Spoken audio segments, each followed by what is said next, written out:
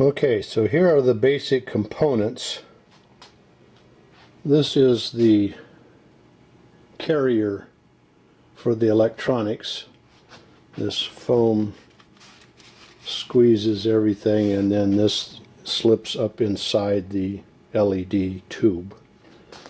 The LED tube is a matrix composed of, when it's in its vertical orientation, such as this,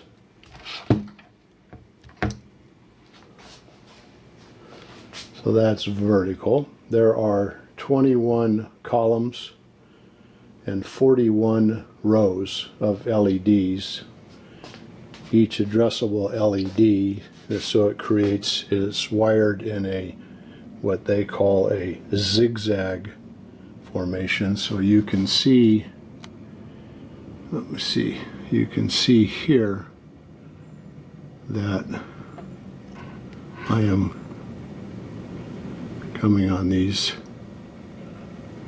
up arrows, which indicates the direction that the addresses are flowing through the system.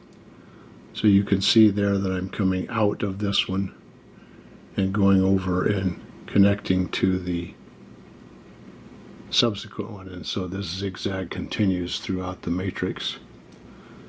These are decoupling capacitors. There's about 1,000 microfarads on each of the negative and positive bus. That band of copper wire around here is the, in this case, is the 5-volt bus, and then on the opposite end there's also a band down there that is the negative bus. Decoupling capacitors on it, also about 1,000 microfarads going around. So that's kind of the overview of the tube. The electronics here, and again this guy goes inside of the LED tube. So there are two LED batteries. Each of these is a 2-cell LiPo with 10,000 milliamp hours, or 10 amps of power in each one, which then goes to a, let me change this orientation. This is a little bit easier for me to keep it on track here. The two batteries are wired in parallel, and they go into this bottom device here, which is a solid-state relay that's triggered by electronics upstream from here. I'll show you. The batteries then also go through a low voltage cutoff, so that if this thing winds up out in the field somewhere, I didn't want it to totally drain the batteries, so there's a low voltage cutoff here for the main LED batteries.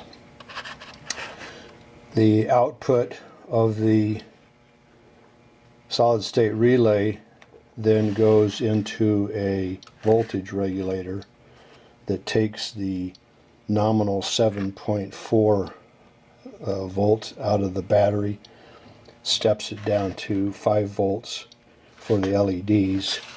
This connection here simply runs up then out of there and goes as the power input to the LEDs.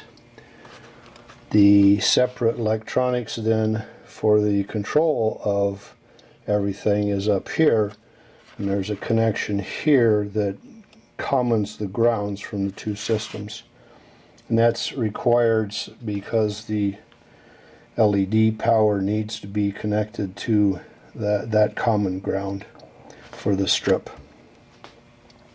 Okay, there's a separate 3-cell LiPo battery here that also goes into a, which is underneath here, goes into a low voltage cutoff, and also then that low voltage cutoff, there's an output here to a 5-volt regulator That's required because I am using a SparkFun ESP32 as the microcontroller, and it requires 5 volts.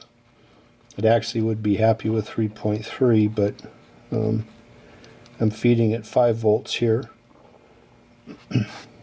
That output of the low voltage regulator, I'm sorry, out of the low voltage cutoff is going into then empowering a relay board that allows me to control the display that I'm showing on the matrix while it's on the ground. That's an RF unit that I can have a remote control for, that I can control 4 different displays while it's on the ground. And then up here is a regular rocket flight computer that allows it to output a signal to change the display when the rocket reaches apogee, when the main chute comes out, and then also one after it's landed to reduce the display to something more nominal to increase the life of the rocket while it's on the ground. So I can show you what some of the what's going on with the matrix through. I don't know if you can see this or not, but just for drill, bring this back, give you an idea of what it's capable of. So I'm going into one of the display modes here. So I'm displaying obviously a smiley face on a background of blue. Hopefully that's not overexposed, so you can see that. Then I have a mode where it will sit out